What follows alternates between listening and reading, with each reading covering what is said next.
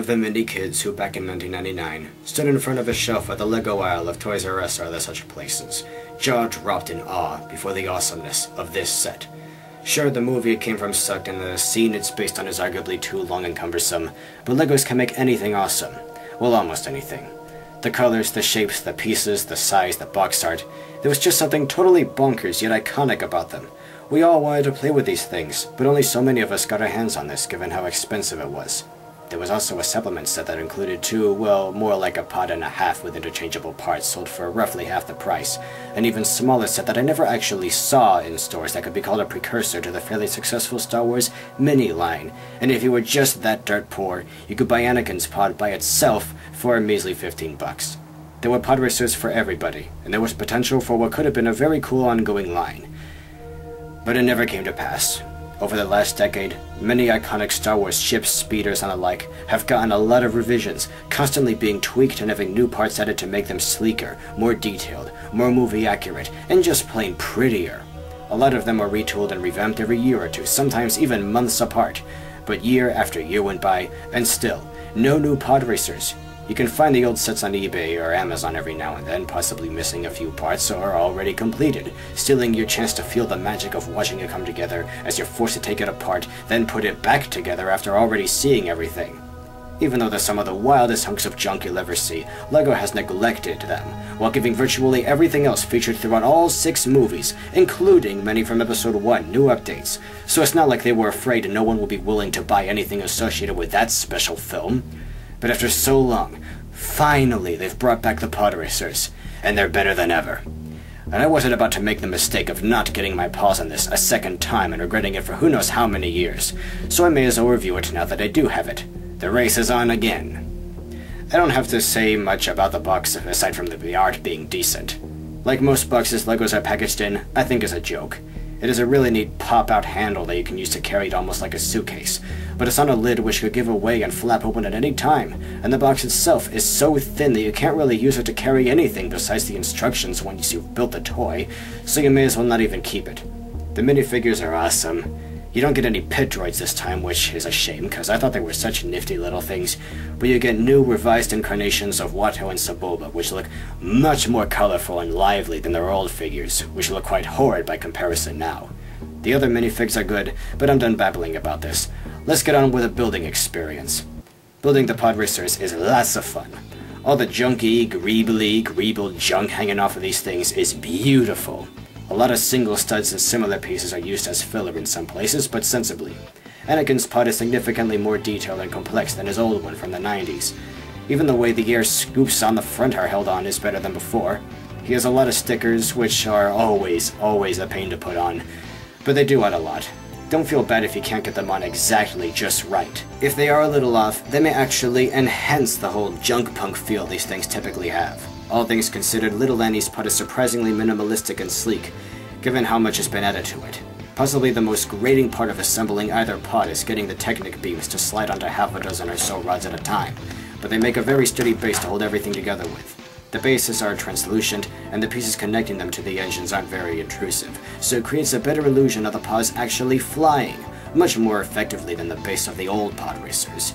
You're supposed to hold it like a gun, though if your hands are really big you may have trouble wrapping all your fingers around the handle.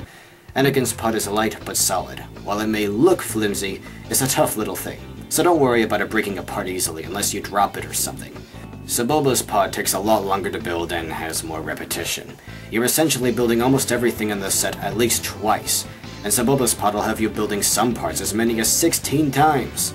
Still, don't get impatient or overconfident that you've memorized any part of the building process, as you may screw up on more than a few things like I have. Here's a really cool gimmick that surprised me. There are several saw blades which are neatly tucked away in the engines, which can be flipped outward to tear other pods a new one. They're small, but they do their job and aren't intrusive at all.